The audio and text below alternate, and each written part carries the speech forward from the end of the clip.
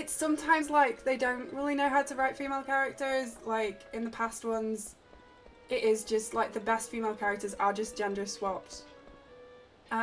Just like they wrote a male character and just flipped it. But like I think Garnet's a really good female character. She's a princess, and I think Yuna's a really good female character because she's got a lot of female attributes which influence how she moves about in the world. I think Garnet is the same. I think Tifa's kind of the same, but I have a really soft spot for Tifa, so you can tell me if I'm wrong on that. But yeah, but I think, like since maybe even 12, maybe, yeah, after 10, they just, I don't know, they've just gotten gradually worse and it's becoming more obvious. Or maybe I've just gotten older and more wise, but like, yeah. I think it's just gotten worse over the years, and they've just gotten worse at writing female characters to the point where they're just bad at it now. They're just bad.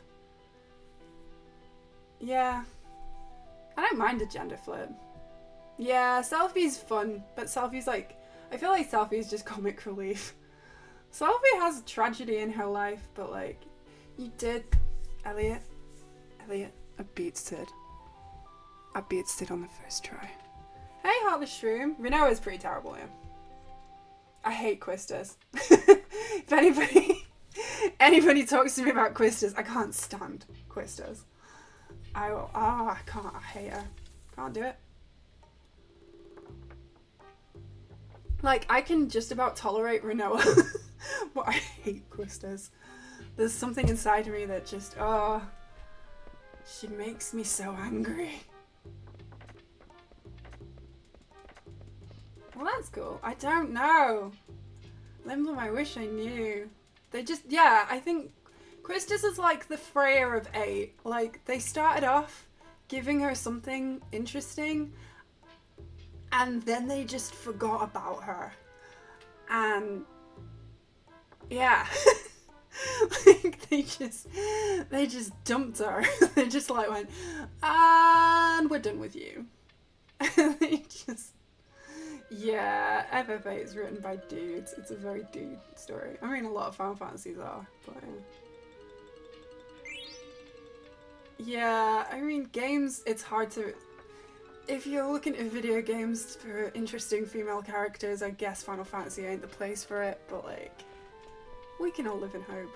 Yeah, there's a lot of, well, this is it. I think you can say that they all have archetypes, or you can just say they're badly written.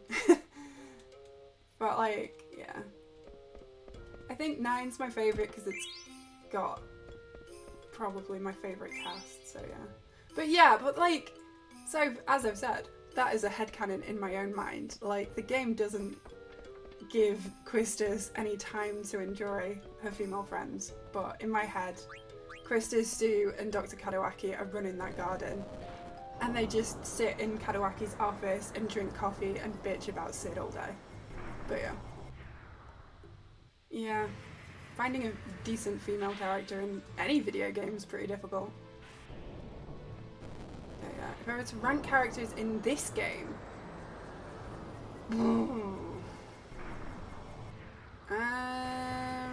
they would bitch about Sid because he's bloody useless. They would just be like, what's he done today? Oh, I've had to pick him up back off his office floor because he's been crying again. Lara Croft is a good one. Lara Croft is a good one. Yeah. Yeah, and then Adia would just be like, oh, hey girls, you won't believe where I found Sid crying today. Oh man. Yeah, all the women in that game deserve better. Why are they all putting up with Sid? That's what I don't get. Sid is Zu and Quistis and Kadawaki's boss, and Sid is Adia's husband. Why do all these women put up with him? What is going on? Yeah, I don't know. After everything calms down, I think they'd be okay with Adia. I think she'd be cool. 10-2 does pass the Bechdel test. 10-2 is like this weird anomaly. 10-2 is also what men think girls going through puberty is about. But also, like, I think they accidentally fell ass backwards into making interesting choices in 10-2. Because they wanted to make Unit into a pop idol sensation. Like the idols in Japan and stuff. And they wanted that so bad. And I think it was empowering, not in the way that they expected. Like they did it on accident. They made her interesting on accident. But yeah. Pain wasn't a great written character, but the less Pain said, the more you could appreciate her. So yeah. I think Sid, if he took off his glasses, would be really handsome. Yeah, I mean, the Bechdel test requires that women talk about some... If anybody's not aware of the Bechdel test, I think it's like 2 female characters talking about something that's not related to a male. Is like the bare bones of that test. I think there's a couple of other things they need to do. Like, but that's the bare bones of it. I mean, Brother is, he's an enigma. He is an enigma wrapped in a mystery. What is Brother?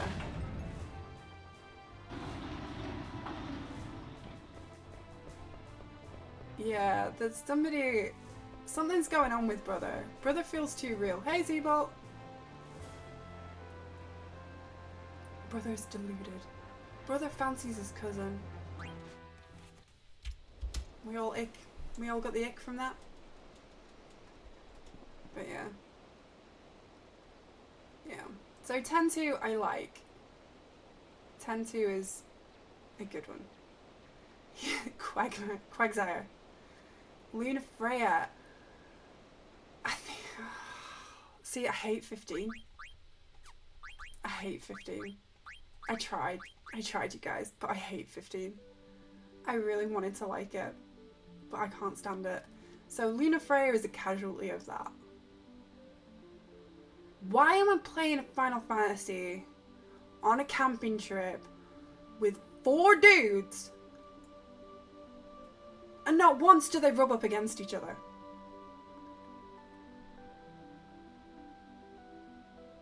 Luna Freya was too much and too little at the same time.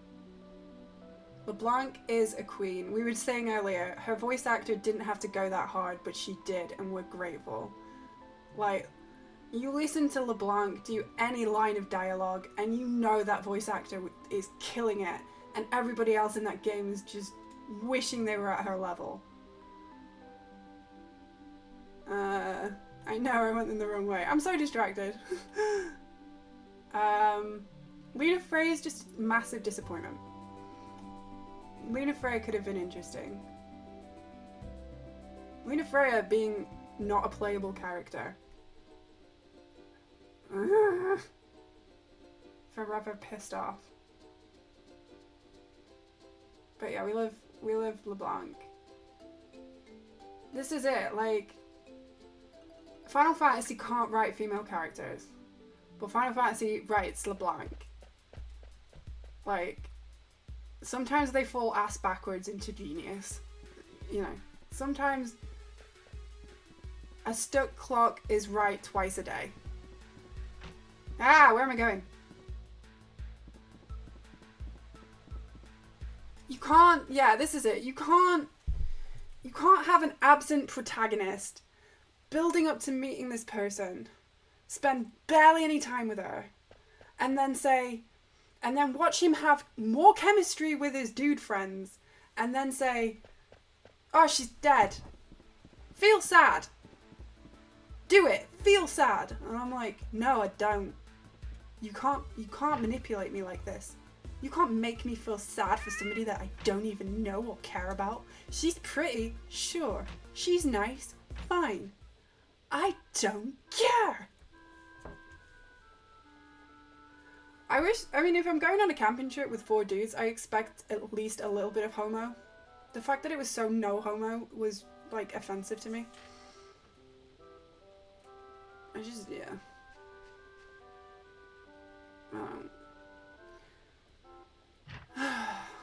The thing is, right, Luna Freya got shafted in many ways, and the last way that they shafted her was they did the DLC for all the characters, and Luna Freya was in the 2nd season of DLC, and it was gonna open up some weird multiverse shit, and they didn't do it.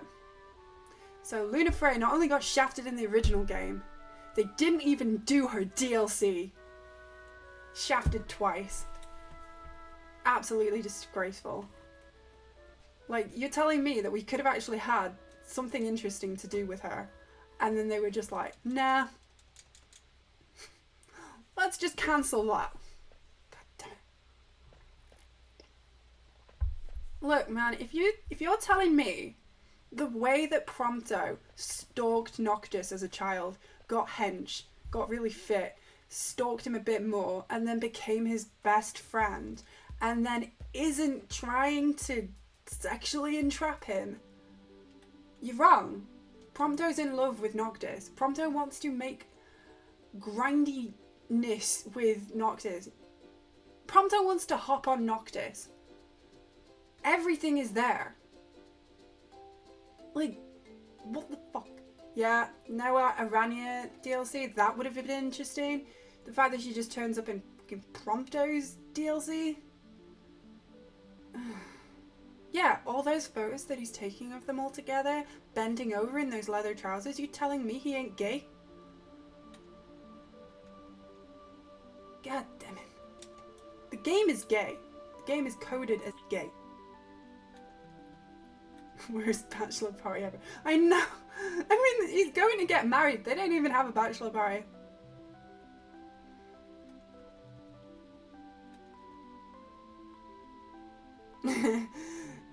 And then one day, Aranya died. And then you'd be sad because you actually spent some time with her. I think they'd make gay bees, yeah. It's a video game. Tell me they wouldn't make beautiful gay bees. No, I've got to go bet. I've got to go sort some stuff out in a minute. We can chill out and vibe for a bit, but... We're talking Final Fantasy can't write female characters. They can't even write gay characters. Final Fantasy 15 is right there.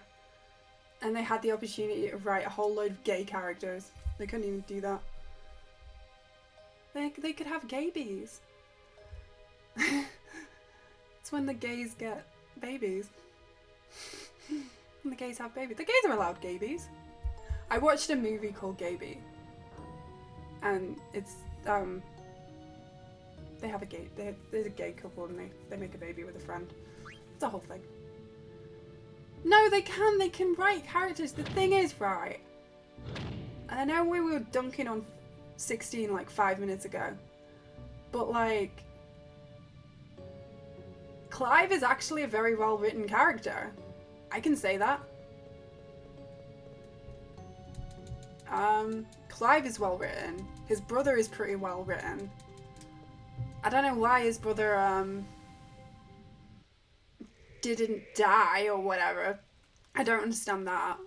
But like emotionally, the dudes in 16 are pretty interestingly written. The Bahamut guy, he's pretty well written. He's gay.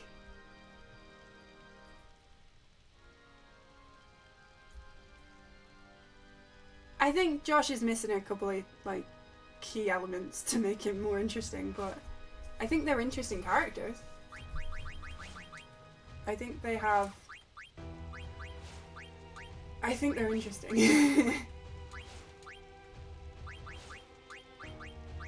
The fact that I did not remember that he was called Josh.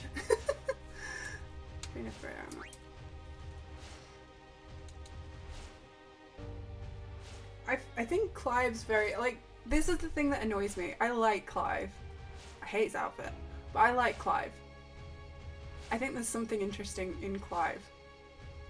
Deep down. And I think that's what got me to finish the game, because I wanted to know... If I'm not invested in the main character, then you're doing something wrong, aren't you? So I did want to finish it, and I did enjoy it, and I did enjoy his journey. But if you're asking me, did they write interesting female characters? No, they did not, because Jill is... Oh, Jill. Oh, Jill. Poor Jill.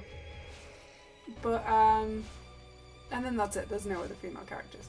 Apart from, like, exposition dumping characters. But yeah.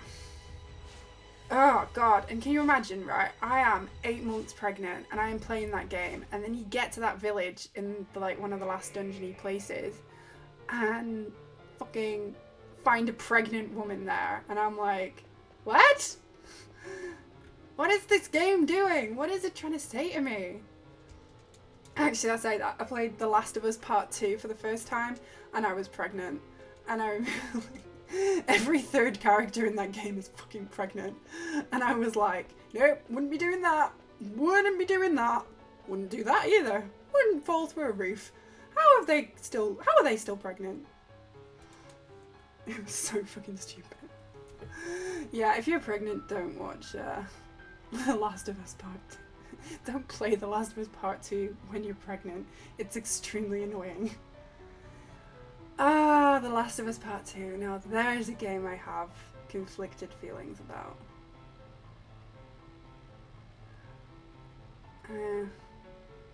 I like Persona, but I think Persona has a similar issue to Final Fantasy. It's written by dudes. So the female characters can be interesting and they can have elements that I really enjoy. But if you ask me, are they really well written female characters? I think they're missing elements that make them female. What makes them interesting is the neutral aspects of them. The female aspects don't ever quite ring 100% true for me as a female human being. Yeah. But I love Persona. I say that. I play Persona 4 and Persona 5. I think you can tell when it... I don't know if you guys have been on my Letterboxd, but like, I've got this thing where I try and watch movies that are directed by women. And it's like a whole thing. And I try and... I search out films directed by women because I find that films directed by women have a different tone and a different perspective, and they just ring a little bit different. Like, I like Christopher Nolan movies, but his women are terrible, and I know his wife writes the movies with him, but I don't think they've ever met like a human. I haven't seen Madam Web, but I want to, because it looks bad. But yeah, it's rare that men write women well, but I think men that write really good female characters, men can write a good female character, but a male written female character is always going to be missing something for me as a woman. Yeah.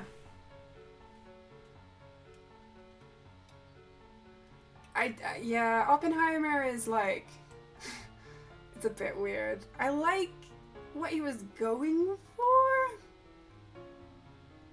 and I like that he tried. I don't know if it was 100% successful. I don't think so. No, I think it's always gonna, I don't think that no. I don't think females can write very well-rounded male characters either. But I think, so thinks yes. I think women are given a lot more, we're fed a lot more media and a lot more culture from a male perspective. I think that we are women with a combination of empathy and just basically just everything in pop culture, most things in pop culture being driven by the male perspective. I think women are better at writing male characters. I don't think that they are like flawless. Like, I don't think a female can write a perfect male character, but I think women are more likely to write a well-rounded male character because women consume a lot of media that's male focused. So yeah, is that controversial? I don't know. Yeah, we can understand the nuances, we can see both sides. I think, yeah, I need to play Final Fantasy XIV. But yeah, I think women can write good male characters, and I think it's like anything. Women can write bad female characters. Women can write bad female characters. Men can write bad male characters. It's all about perspective, and you also have to just be good at writing. Like, The Last of Us Part 2 was written by a man and a woman, and I have issues with it. Like, I just do. I have issues with it, and it was written by a woman. So I'm not saying that she perfectly wrote the female characters in that game. I think, yeah, like, women can write bad characters, men can be bad at writing characters. It's just, yeah, it's just how it is. But, yeah. I find stories written by women with a female perspective interesting because sometimes the concerns and aspects of the story that are relevant just feel a little bit different. I didn't do that Quinamony.